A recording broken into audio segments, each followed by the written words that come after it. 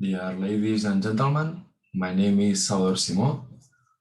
I am the adjunct director of the Mental Health Chair of the University of Vic, University of Central Catalonia, and also I'm leading the research group Mental Health and Social Innovation. And today is my privilege to be here to share with you some reflections, some insights about this powerful research technique that's Photovoice. Emmanuel Mounier was saying that it's very important to combine the cycles of reflection and action, and he compared with the human heart, the systolic and diastolic movement. And it's extremely important when we work with refugees to ensure that we are having the best results.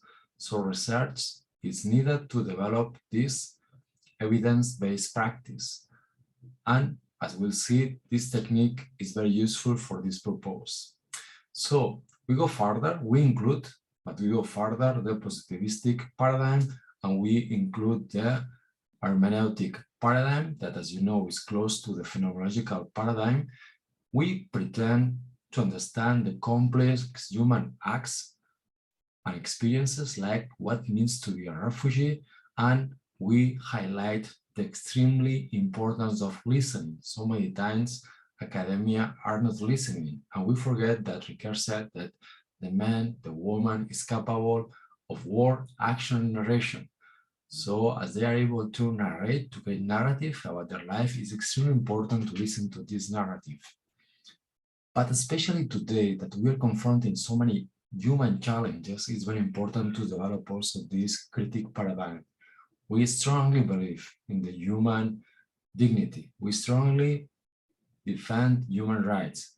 And we strongly believe in a research that needs to improve the human well-being, the inclusion, the health, the social participation, sustainability of our societies.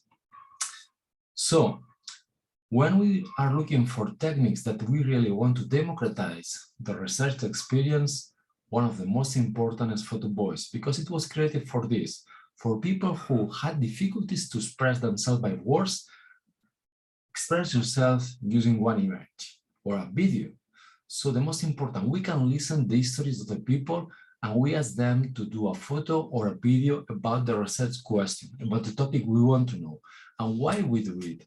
Because for some people, it's easier to tell about their story using images, using these photos or using these videos, for example. Because we believe from Photovoice that nobody should be denied the right to speak out and his voice to be listened. So why we are using Photovoice? Because we want to ensure this participation, we want to work for this democratization of the results, and also because when we do photos, the results, the rewards are immediate, it's fun, it's creative, we can really increase the participants' perceptions about their own social and physical environment. It's easy to learn, it's accessible, and a picture is worth than 1,000 of words. And it's transcultural language. Any language, culture, although they have different languages or other factors like different cultures, we can use the images, of course.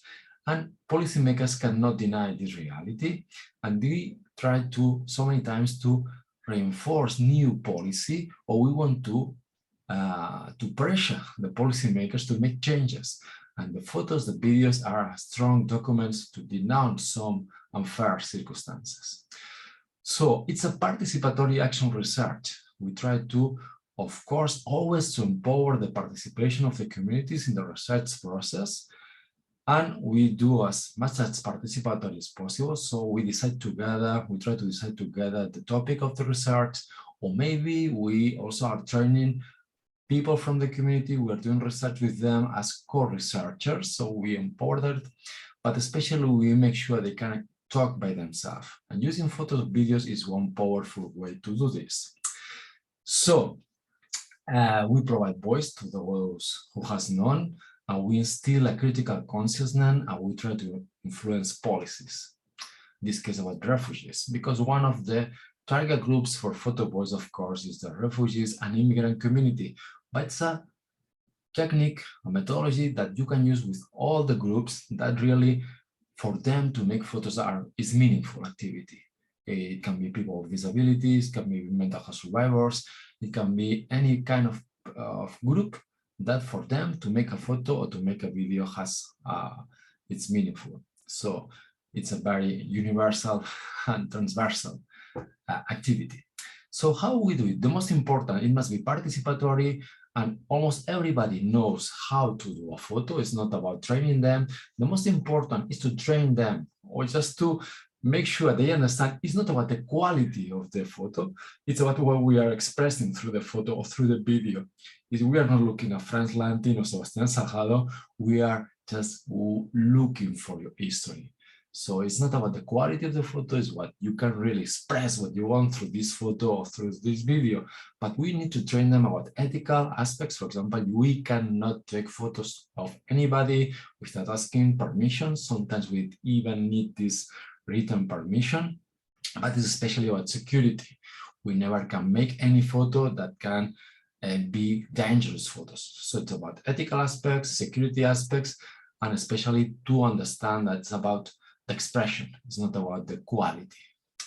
So you can do it in so many different ways. For example, you can ask the people to take a photo or to make a video related to the topic you are researching, and then ask, apart from the photo, we ask a narrative explaining the photo in the video. This is very important because it's not just about the photo, it's not just about the video, it's also about the narratives. You see in this example how the narrative is so powerful and really give us a lot of data. But this data is coming with this photo. So how the photo is provoking this great and powerful expression. This was done in one of the projects I was leading, a European project. We were creating social enterprises related to horse-related activities in Portugal, and also we did in Italy to ensure people, in this case children, living under difficult circumstances, poverty, to be able to have access to these horse-related activities. And he was saying, Simão, I've always wanted to ride a horse, but I never had the opportunity. So he's talking about social exclusion, because every time I get on the horse, I feel like there are no evaluation tasks, responsibilities that stress me. So he's telling that his normal life is about stress. It's one of the few things during my week that I don't want to overtake, and I really want to be there because I like it a lot. So it's about a meaningful activity that he's really enjoying, and the rest of the week is not like that. It's a feeling that cannot be put on paper. I took this photo because it's the path I have to walk to come. It's the entrance of Tosa Galope. This is a small descending path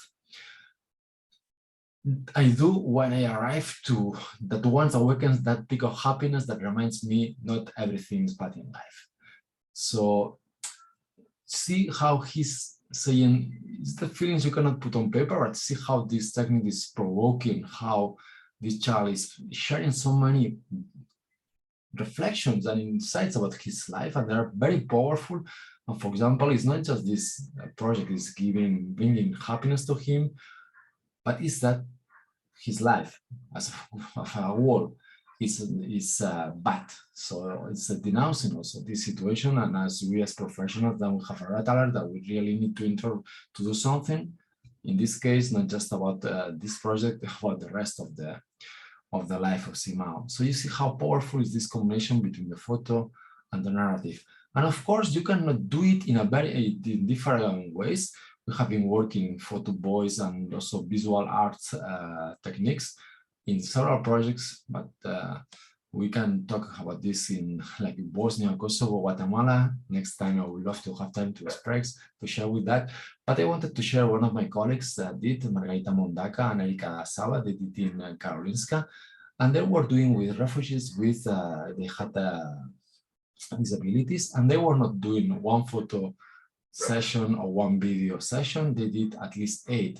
So you see how you can play with this technique. They were meeting every week, deciding the topic of the week. During the week, they were doing the photos, and after the week, they were just sharing the photos and also the narrative of the photos, and they were discussing together the next topic for the next week. So they're going to photos about the stigma, about universal design and all the problems they face at the community. So it was really powerful technique.